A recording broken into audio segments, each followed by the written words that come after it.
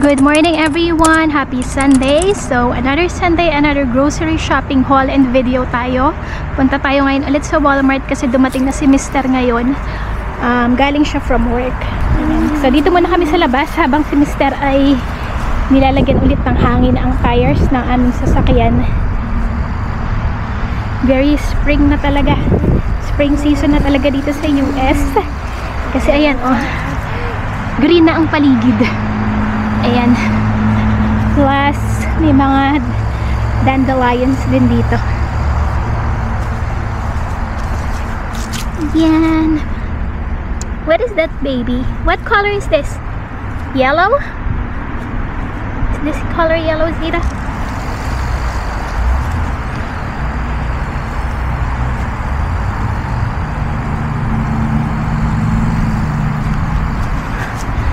Ay. Maganda yung weather today. Although chilly siya kasi mahangin.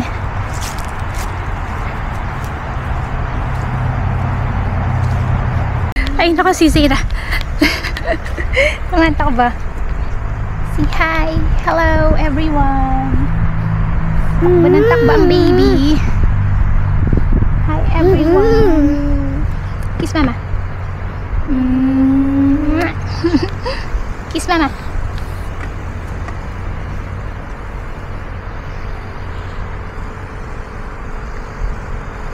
Give them a kiss. Apple. Apple? You want apple? Apple. Apple. It's not spiders with ticks. It's always something. Sabi ni Mr. may mga wasp daw dito. So may banda dito sa side na to. Pagalitan. Kasi si Zeta pumasok dyan sa may banda dyan.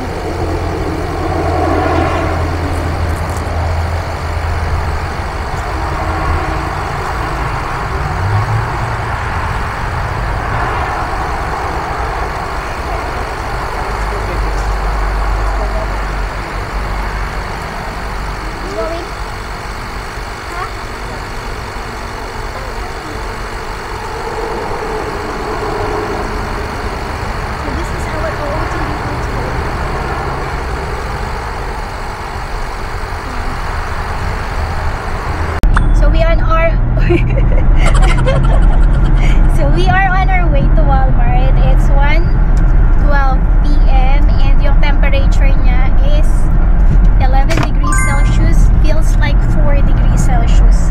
Pero pag taga dito ka parang ano na lang siya. Hindi siya ganun kalamig. So sa mga may napapanood ako dito lagi sa YouTube, yung mga nag-grocery shopping din.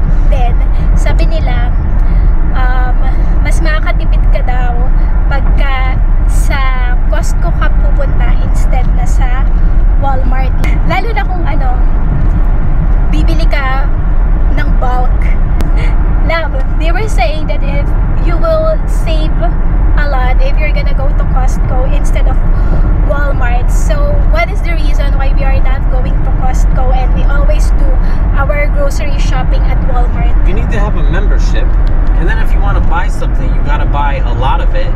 We don't even have storage to make that make sense. Because if I want to get each item, we have to have enough storage for all the variety of items. So we would not be able to purchase the variety that we do because we would not have any storage to put it. So it doesn't even make any sense. Yes. So, hindi din kasi kami talaga nag-ano ng bibili ng bulk kasi nga pag kung nakita niyo naman yung aming fridge, maliit lang siya. Plus, Costco is not close to our place, right? It's very far. So, malayo siya. Pero, parang gusto ko rin pumunta doon sa Costco one time. Pero yun nga kasi di ba kailangan ng ano, ng membership. So, first na reason namin is hindi kami bumibili ng mga bulk items or talagang ano lang, good lang for 1 week. And then, masyado siyang malayo sa lugar namin. And, ayun, ayaw ni Mr. magbayad ng membership kasi nga parang masasayang lang dahil hindi naman kami laging pupunta doon aside from malayo is parang it doesn't make sense at all. Do you think it's worth it to pay that membership because they're saying that you're gonna save more?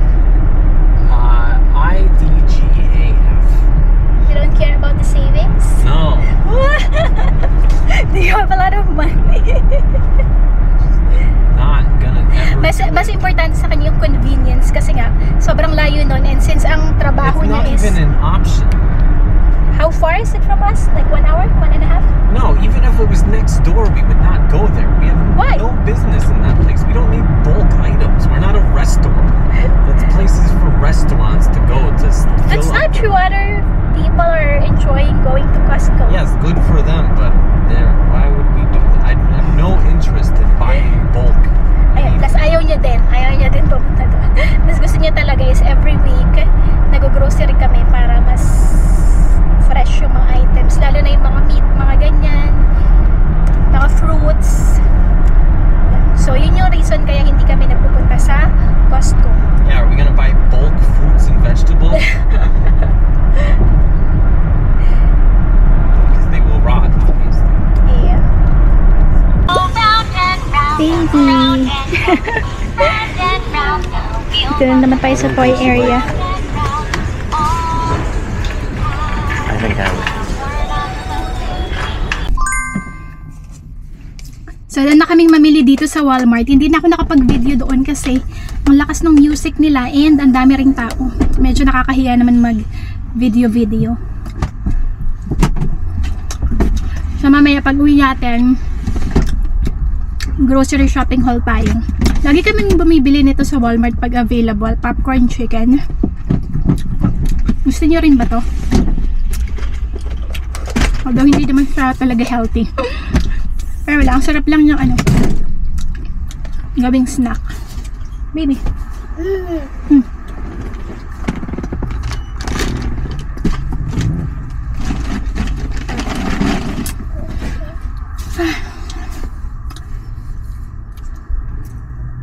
Hindi ko alam kung anong oras na. Check natin. Naiwan ko yung phone ko dito. 2:15 PM. So, hindi rin kami ganun katagal sa Walmart.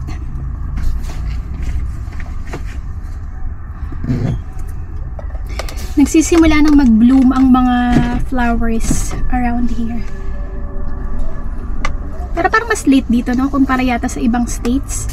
Parang sa ibang mga states is nag-bloom na siya.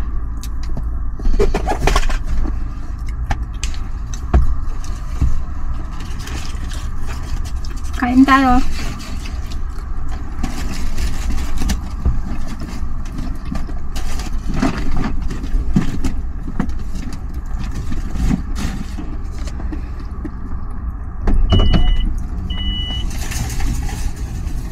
You want more, baby? You want more? More?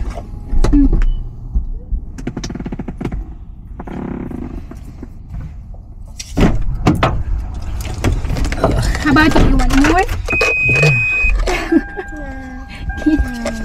And pauwi na kami, guys. So, andito na tayo sa bahay, guys. And start na tayong mag-grocery shopping haul. First is Italian bread, paper towels, small trash bag, and then book para kay Zira, tomatoes, 2 bags of grapes, bananas, green beans, 2 bags din, celery sticks, broccoli, 1 bag of apples, carrots, mangoes, and then avocados, melon, mini croissant, then isa pang paper towel, Swiss Miss, panko crumbs, ice cream, Parmesan cheese, pickles, peanut butter, and then pasta linguine, olives, clarified butter, 2 trays of eggs, pork belly, and then steak, tapos 2 packs ng premium pork, half loin roast, and ground beef. And then meron din kaming kinuhang toy para kay Zira, chocolate brownie, tapos 3 box of whole milk. And then last one is 2 packs of grapes. Ay, 2 packs of strawberries. So that's it. Yun yung aming pinamili for this week. Walaan nyo ang total. So, yung total niya is $286.18. So, mas mataas siya kaysa nung last week. Meron pa palang kasama na diaper ni Zira, 1 box. So, ayun. So, ipuput away ko lang ito. Ayan, so tapusin ko na po ang video dito. Maraming salamat ulit sa pagsama sa amin sa ating grocery shopping haul and video sa Walmart. So if you are new here, please do consider subscribing, and if you are watching, please don't forget to hit the like button. Thank you so much again for your support, and see you again next time. Bye!